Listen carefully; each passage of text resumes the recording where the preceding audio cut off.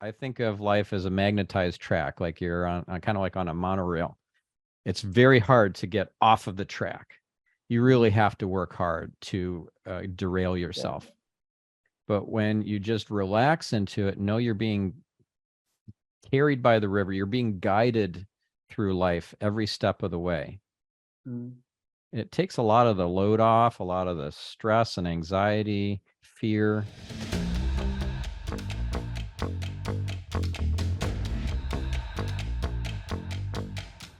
Welcome to the Break Free Podcast. I am your host, David Mancella.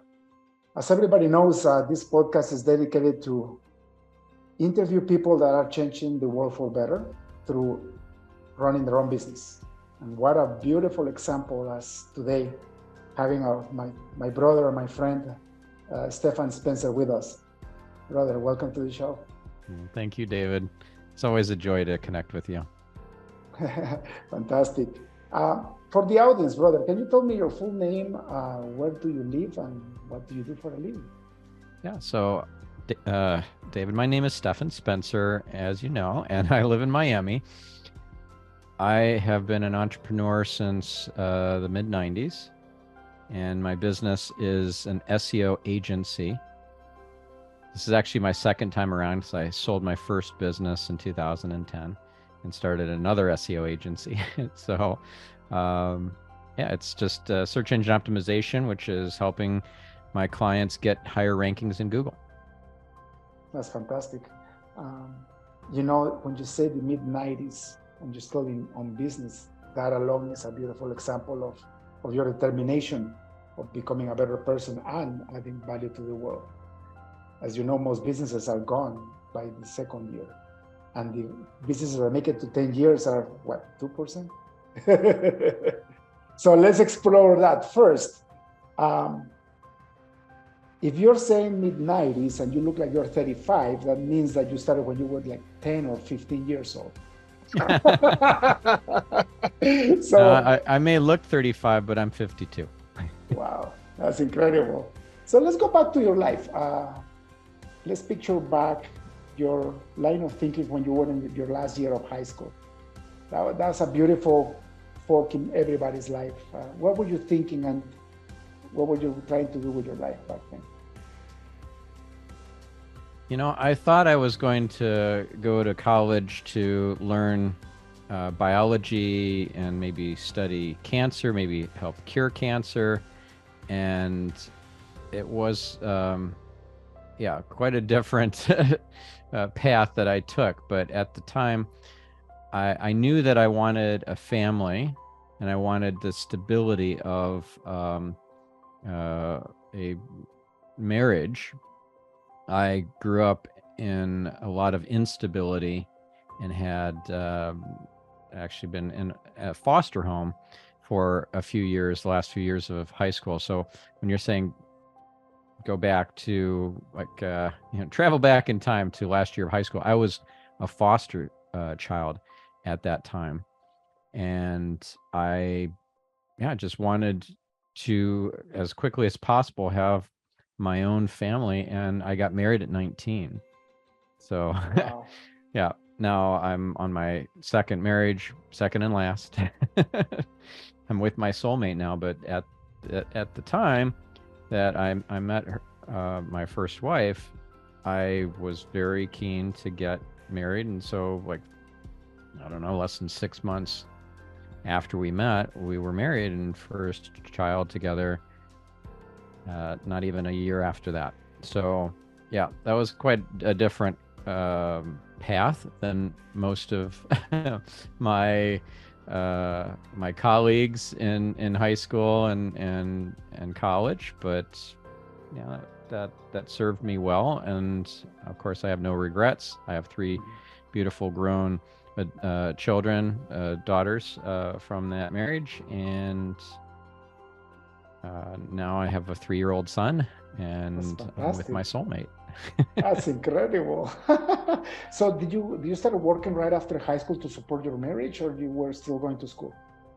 So I was going to school for bachelor's in molecular biology, cellular and molecular biology, that I got from the University of Michigan. And then I went to grad school in Madison, Wisconsin, went to UW-Madison for biochemistry for a PhD. And then I dropped out of the PhD program about a year and a half into it to start an internet company.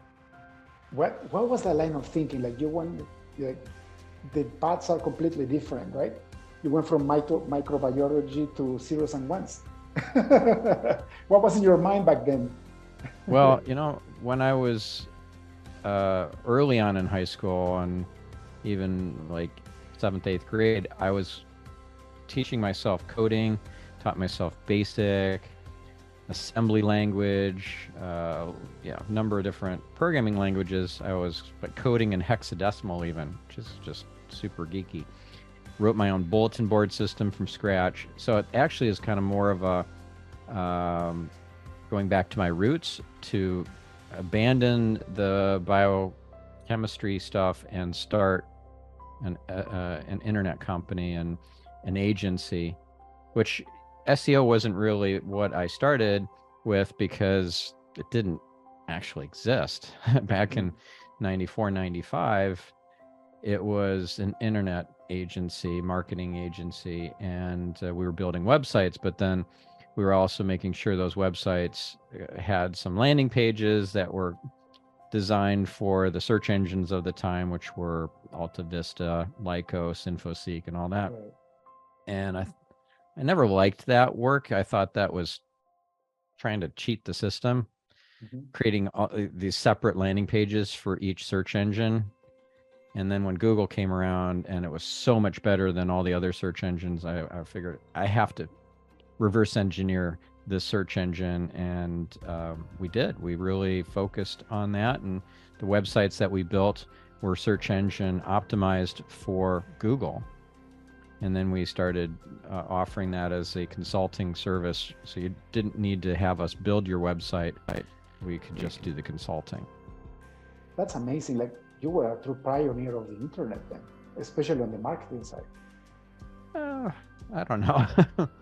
I don't know about that. I met some of the true pioneers. I met the inventor of the World Wide Web, Tim Berners-Lee, at a conference in 1994 when I was still going to graduate school. And it made an impression on me. I also met a guy named Rob McCool, who you may not have heard of, probably not heard of. I hadn't at the time, but he was the guy who coded Netscape server. So he wasn't Mark Andreessen, he was one of Mark Andreessen's team. And before that, he coded the NCSA HTTPD server, which was, you know, the server component to NCSA Mosaic. So he worked with Mark Andreessen at the University of Illinois before they got recruited by, what's his name? The guy who co-founded Netscape. And so when I met this guy and had a conversation with him at this conference, the Second International World Wide Web Conference, I was enamored. I was just like, wow, this is so big. I need to jump on this bandwagon. And I also, at the same time, you know, there are no coincidences. I had a run-in with my advisor who insisted that I spend way more time in the lab and not any time at home with my young children. And I'm like, no, this is not going to work for me. I'm not staying till 9 p.m. at night every night. I'll be leaving at 6 like I have been. And he's like, well, you're going to be leaving my lab then. Wow. So that meant starting all over again in a different lab and losing a year's worth of work. And I'm like, okay, I'm dropping out. So I did. You know, it's a perfect storm. It was beautifully orchestrated from above. I wasn't meant to go through the PhD program and all that. That wasn't my calling. And I needed that little kick out the door. It's crazy, right? Because I always say that problems are the way to go to the next level. And if you don't actually embrace your problems and figure out what's the lesson behind and where you're supposed to go next, you stay behind with regret or fighting the problem, right? Yeah, It's in incredible. reality, the real reality, when the veil is lifted, there are no problems. There are only blessings. But we don't see them until we zoom out far enough. And, so in The Alchemist, the book by Paulo Coelho, beautiful, amazing book, there's a story in there about how the shepherd boy was going to get robbed and murdered by these bandits. But it didn't happen because there were plans for him from above. So he ended up getting very sick, and he couldn't walk his sheep any further. So he had to lay down, and he took a nap. He was vomiting and everything. He felt terrible. But then the robbers were waiting for him down the road, and they never saw him come by, and they got tired of waiting. Eventually they gave up and went home. I don't know if did you ever read that book? Yeah, many years ago. I don't remember anything. Maybe it's time to reread it, or listen to the audiobook. It's read by Jeremy Irons, the actor. It's beautifully narrated. Yeah. I actually listened to the audiobook. I didn't read it. I loved it. That was last year. I went through the book, and powerful spiritual lessons in that book. That book was a download. You know how long it took for Paulo to write the book that sold 150 million copies? 12 days. 12 days. That's it? That's it.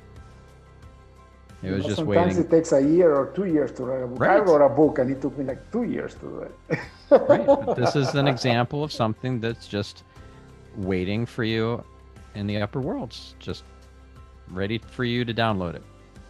Incredible. God and destiny, right? It gives you so much peace. Lately, I've been enjoying having this incredible peace and joy that I never experienced before.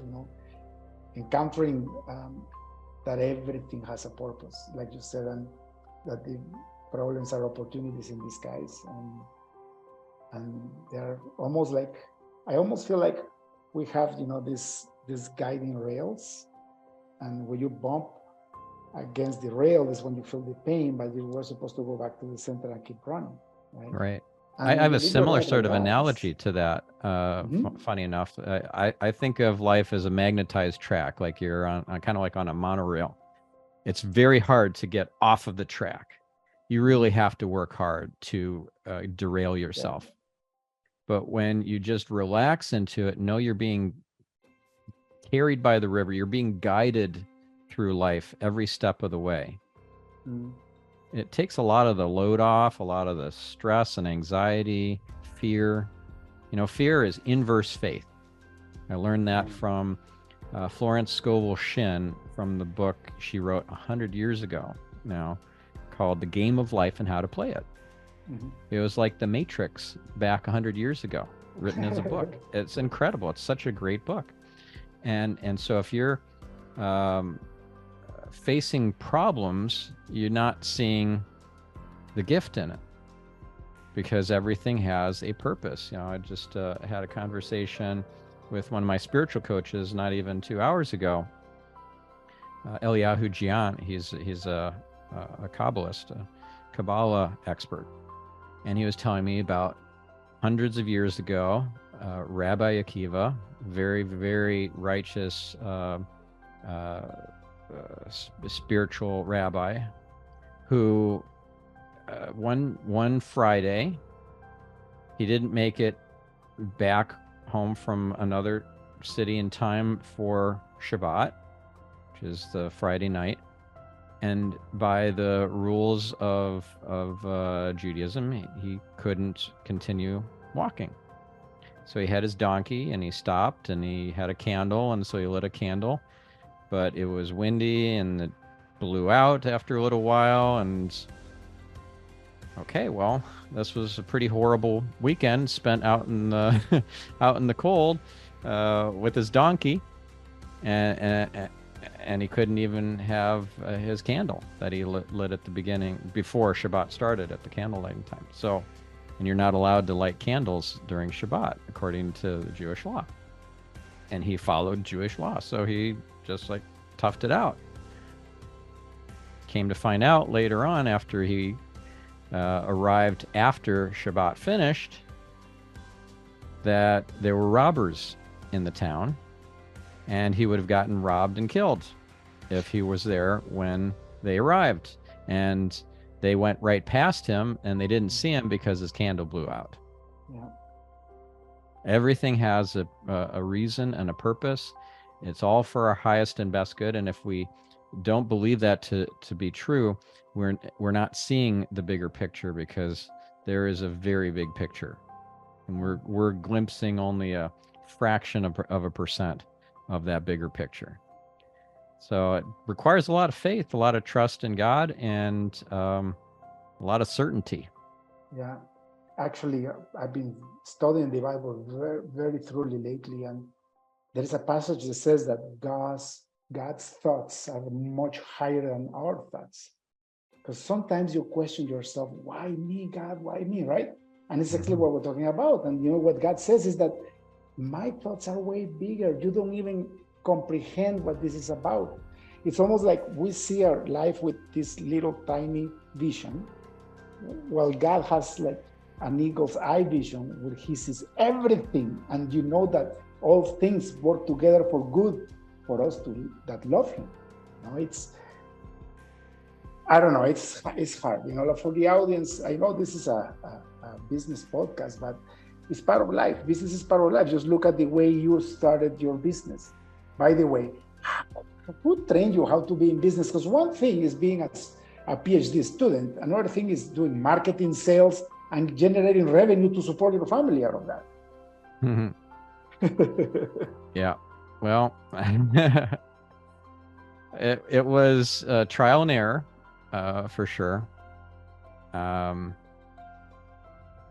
Yeah. I just, by the way, that quote that you're referring to from the Bible is from Isaiah 55:8. For my thoughts are not your thoughts, nor are my ways nor are your ways my ways.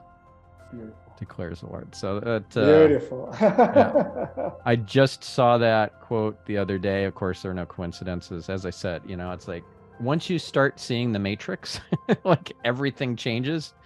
And I know this is a business podcast, so we'll get back onto business. But once I was shown the Matrix of how this is an illusion, all of it, on January 22nd of 2021, that sure changed everything for me. And you know, God's my business partner, and synchronicities happen one after another, constantly. Miracles everywhere. It's just a different experience of life. And I was agnostic up until age 42. I was not connected to the Creator. I was not. I was lost. So, anyways, in answer to your question about how did I start and figure this out when I didn't have any training in business or marketing, for that matter. I didn't know any of the stuff that I was going to start offering as far as services, other than just figuring it out on my own. I ended up building a few websites on my own, just for fun. I built a bed and breakfast directory website in 1994 while I was still doing the graduate student work, and I built a website for published authors called writers.net.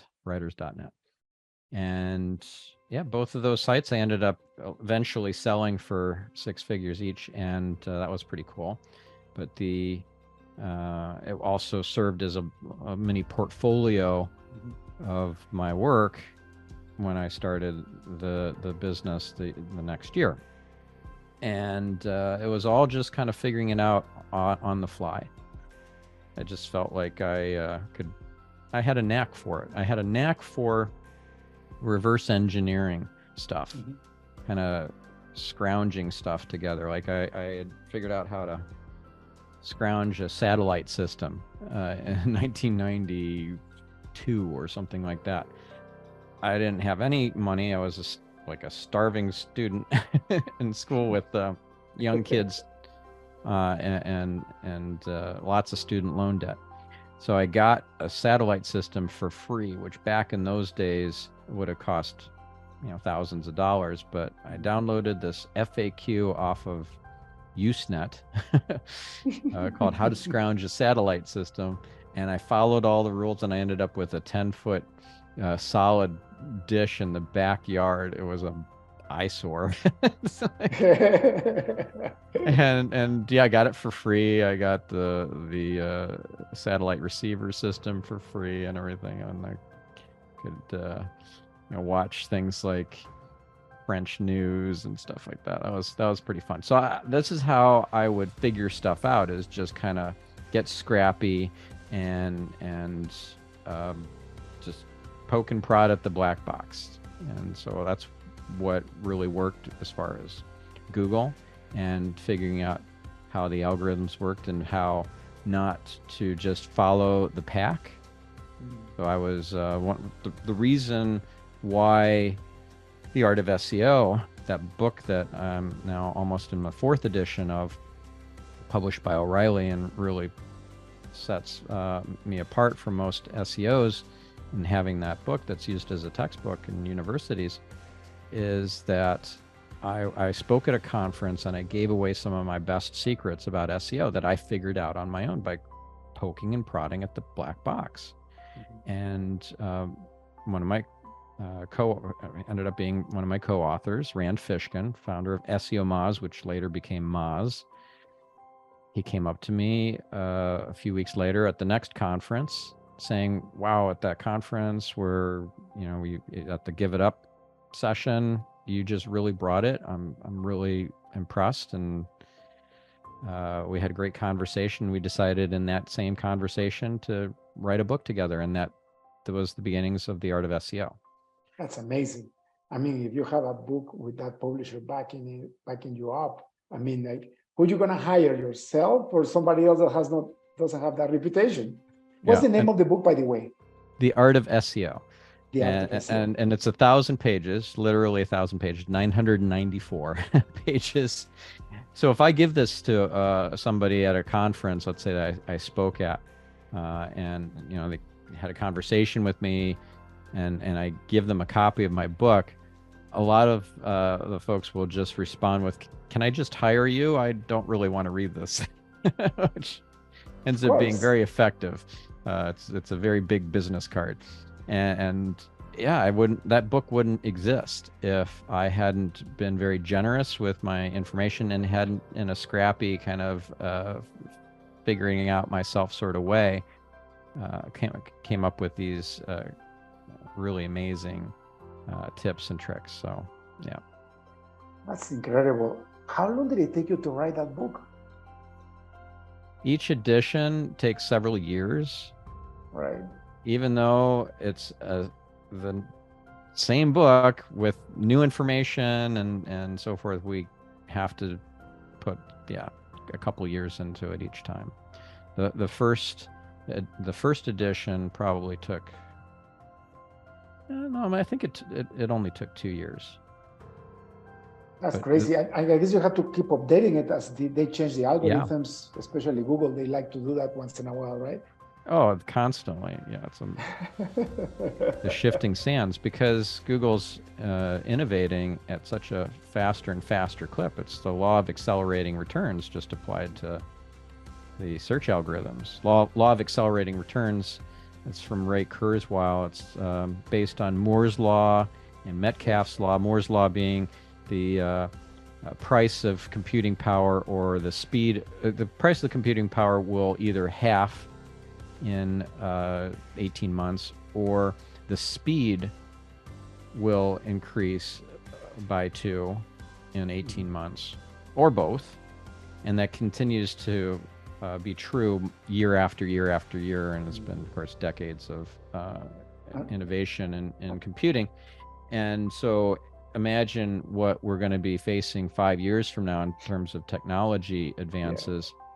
The last 100 years would fit into the next 20 years at today's rate of change, but because it's faster and faster as time goes on, that would actually fit into the next 12.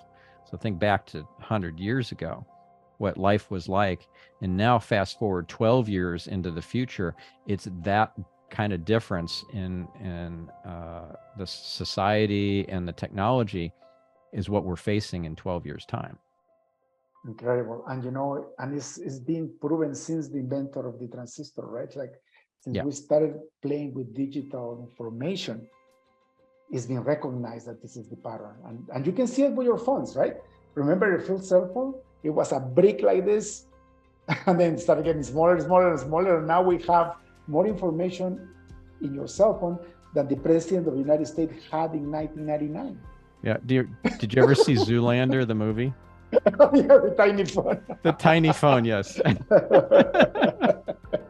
Now they're bigger because last time I was checking this new Samsung phone that flips, but it becomes a tablet almost, right? It's incredible because now they can flip LCD screens, right? Yeah, you can fold LCD screens. It's incredible. I'm fascinated by all that. That's what I do, right? I run a software consulting firm. I've been in computer science since I was 15 years old. Unlike you, I was always going to school to learn that, and I was always the worst student. I was the one that needed the help from all their friends because I didn't get it. It just took me forever to get the concepts. But I am so passionate and persistent that I would end up getting better marks than the friends that were helping me.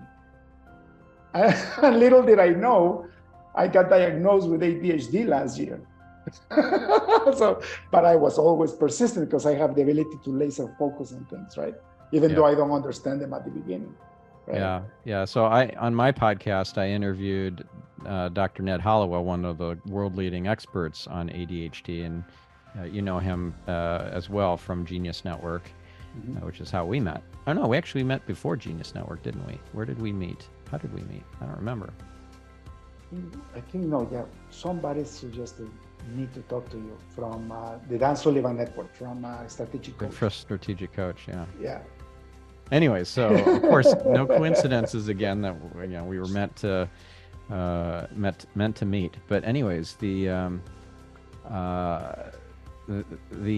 concept of ADD or ADHD being a disorder is it's such a disservice, and it's such a disempowering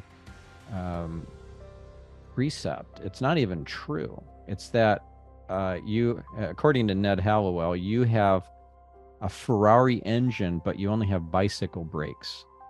So you can really get deep into something that is fascinating to you, but trying to sit in a school environment to learn the rote memorization kind of nonsense that are being fed to students, school systems are just so broken.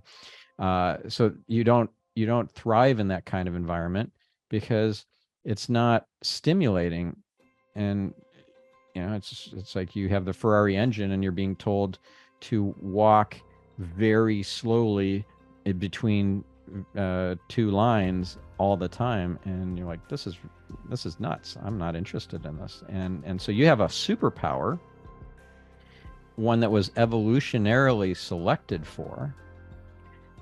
There were hunters and there were gatherers, but there were also spotters. And the spotters were the ones who kept the tribe alive. And those are now labeled as having a disorder called ADHD. Those spotters were the first to notice that the herd, the food supply, was on the move. Like, hey, we got to pick up camp and we got to get out of here. Our food is leaving town. They were the first to notice when a neighboring tribe was starting to sneak up on them so that they're not going to get murdered in the middle of the night. Like, okay, something's off here. We gotta prepare. I think we're going to get raided. So the spotters were evolutionarily selected for, and were essential, and still are. and still are. Like, these are the leaders who end up being the entrepreneurs and the world changers. It's incredible, so much knowledge. I didn't know you knew so much about this. But it's, of course, the company you keep, right? I attribute so I've been in business for 17 years, so a lot less than you, but still a long time. And when I look back, I haven't failed in my business because I sold a lot or because I have a great culture, although lately that's why I'm growing exponentially, because of my culture. But I basically haven't failed and will never fail because I can spot trouble before it shows up. Mm-hmm. That has been my gift. Yeah, you can see around corners. Exactly. And nobody can see it, right? Well, there's something to that beyond just ADD or, having diffuse awareness. It's I'd even call it psychic. Everyone's psychic, but we all believe in it or tap into it to varying degrees. And when you have that intuitive feeling that you should slow down suddenly, even though there's no reason for it, and then boom, there's a crash that you just narrowly missed because you followed that intuition, that's psychic. I call it faith, right? It's just getting connected, going back, right? See how hard it is to not talk about spirituality, even though it's a business podcast. I've always, since I met my wife, I accepted God in my life as my savior, right? Jesus Christ and the Trinity. And my whole time, even though I've been lost for a while, my whole time I'm just grabbing that hand and surrendering my life, to my Creator. And when you do that, you get these powers that we're talking about. You know when to slow down, or when something bad happens in your life, you have this trusting feeling that it's going to be like these things that happens to business, right? When we need to hire 20 more people, and I'm like, we're just going to hire 4 people. And before we know, all the opportunity goes away. And why did I know that? It's impossible. It's a connection to God, to the Holy Trinity. And that's what I do every day of my life. And like I said, even when I got lost, because I got lost, I shared that with you last year. I was completely lost, but I was always trying to, all I did was trying to look for God in the wrong places. That's all I did. and I'm still paying for the consequences, but you know what I mean? The irony is God is also in all the wrong places. He's everywhere. I know. But you can learn the lessons the easy way or the hard way. And for a while, we choose the hard way. I know. It's beautiful. It's a comfort feeling, isn't it? Yeah, it is. When you know that you're never alone. And by the way, for the listeners, I know maybe there are some people that are agnostic here, or people that, they think they are atheists. I was talking with, one of the pastors that he's my coach, my spiritual leader, and he told me, David, there's nobody that is an atheist. People that don't believe in God are just people that are mad at God for something that went on in their life, and they're just trying to blame God, and they just rather not choose to believe in God. Mm-hmm. It's just anger. And then he told me, and this is true, you can prove this, it takes more faith to be an atheist than to believe in God. Have you ever thought about that? I haven't heard that before. I don't have any argument against that. I don't know. I just tell me more about that. How does that work? Well, it's simple.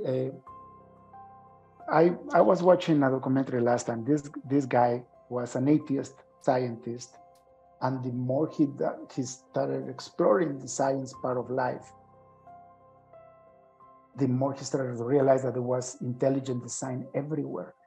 If you look at the own rules that man make, where you say this is intelligence design, right? When you see what animals do versus human beings, or even in the microscopic level. There is rules where you can measure whether it's intelligent design that created something, instead of just serendipity or coincidence or luck, right? And if you're a true scientist and you really know those rules, and you start figuring it out, how you breathe, or how the galaxies are formed, or how the cycles in our own solar system is created, you start seeing intelligent design, which means somebody with intelligence must have made this. It's not just coincidence that that we have a beautiful sun that is just at the right distance from the world to have life in the world. Photosynthesis, for example. Explain photosynthesis to me. It's intelligent design. So if you acknowledge that there is an intelligent design that created photosynthesis, you cannot deny the existence of God. Yeah, I think so. So here's the challenge for somebody who is not really on that boat with us. They don't have an experience of God to point to. It's like, oh, that changes everything. They have information, and information is not what this is about. Faith, trust in God is about that connection with God, that experience of God, not about receiving information or consuming information. So I learned this when I was in India on a Tony Robbins Platinum Partner trip, that God is an experience, not a belief. That's from the Oneness Platinum trip that I went to in 2012. That's where I had my first awakening. I went from agnostic to spiritual in an instant. And it was when one of the monks touched me on the head and gave me a Diksha, a oneness blessing, and I had a psychedelic experience. Everything was in Technicolor, like a cartoon. I felt this deep sense of peace and connection to the Creator and to the fabric of creation, to everything. And I knew I was not alone, and that we lived in a friendly universe, and everything was being looked after. And I just changed everything. Then the miracles started pouring in. And for somebody who doesn't have that experience, trying to explain to them the concepts of spirituality, of being connected to God is very hard for somebody to grasp. They really need the experience. And so the shortcut, the fast path to that experience is in the asking. There's a book by Esther Hicks called Ask and It Is Given. She's the kind of the main person behind the law of attraction. And that concept of ask and it is given it's kind of a foundational precept of how the universe works. So if you want that experience, ask for it. Ask for and be more specific. Ask for without a doubt sign. I learned that from Karen Noe, who I had on my podcast, and it was so profound. It was just amazing. So she teaches how to communicate with angels and the upper worlds, and asking for without a doubt sign is one of the kind of secrets to success. So I, for example, being a biohacker, I love figuring out how to optimize my biology. So I went to a week-long program called 40 Years of Zen, which is one of Dave Asprey's companies, the creator of Bulletproof Coffee, and the guy who really started biohacking, and hooked up to all these neurofeedback machines and everything for a week, getting all this augmented reset processes is what they call them, or ARPs. But it helped release a lot of theta and alpha brainwaves, or create a lot of those brainwave states. And I ended up having memories from my childhood that I hadn't had since my childhood. It was incredible. I didn't have a lot of positive memories from my childhood, and I had some really beautiful ones. that came out of that week-long program. But let's say a couple of years later, maybe it was 2 or 3, I don't know. I'm driving for a long time, 4 hours or so, 3 or 4 hours between Orlando and Miami. Everyone's asleep in the car, so I can't be playing music or podcasts or anything. So I just have a conversation with God and with, my angels and so forth. And I decide I'm going to ask for more childhood memories, positive childhood memories. Because why not? Do I have to go through another week-long 40 Years of Zen program? I don't think so. And you know what happened? 10 times the number of beautiful childhood memories just flooded into my consciousness. Beautiful. I had not had since my childhood, and they all came flooding in, and I just had to ask. Wow. It's in my faith in Christianity, we have one condition for that law to happen. Actually, it says, in Matthew 7:7 says, ask and it will be given to you. Knock and it will be open to you. Seek and you will find.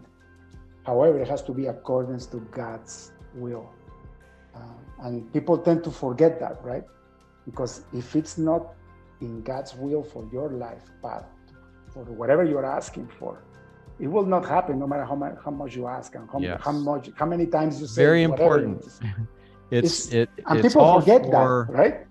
Yeah, it's all for your mission and your life purpose. You're being a servant to God, not for being more of a receiver of your own benefits. Like receiving for oneself alone is not good. That's self-service mode, and that leads to pain. Being in service mode is what leads to the synchronicities and the miracles and the extraordinary coincidences. Yeah. And it's true, right? It's the service to God, right? Yeah. By the way, I'm noticing our time is coming to an end, and I know. Yeah. Sorry about that. Yeah. We don't talk much about your business and how you actually sold and have the new business up. I would probably get you back into another. I would love that. Like that in a couple of weeks. So we'll leave it here like halfway through, so that the audience have part 2. This happens once in a while with exceptional guests anyway, so it'll be my pleasure to have you here. Okay, awesome. Let me ask you one last question before you go. If you had access to a billboard in front of the busiest highway on earth, what would you write in it? Spirituality isn't about being a better person or self-help, personal development, any of that. It's about cleaving to the Creator. It's about connecting to God. And if more people got that message, it would simplify so much in the world. And I think people are ready for that message. Amen, brother. And it's true. God is not a magic wand that is at your disposal. We are supposed to be servants of God, and when we ask, we have to ask for to be of service, and then everything opens up. Your amazing SEO services. Where can they find you? Yeah, StephanSpencer.com is my main website, and my 2 podcasts are Marketing Speak and Get Yourself Optimized. So you can also go to marketingspeak.com and getyourselfoptimized.com. Beautiful. Awesome, brother. Thank you so much for your time, and I'll see you in the next part 2 of this episode. All right, sounds great. Looking forward to it. All right, blessings. Cheers. That's all for today's episode of the Break Free Podcast. Head on over to iTunes and subscribe to the show. Starting your own business can be tough, but it doesn't have to be. Visit davidmansilla.com to pick up a copy of the #1 international best-selling book, Breaking Out of Corporate Jail. Expand what you consider to be possible and reach your full potential. And join us on the next episode.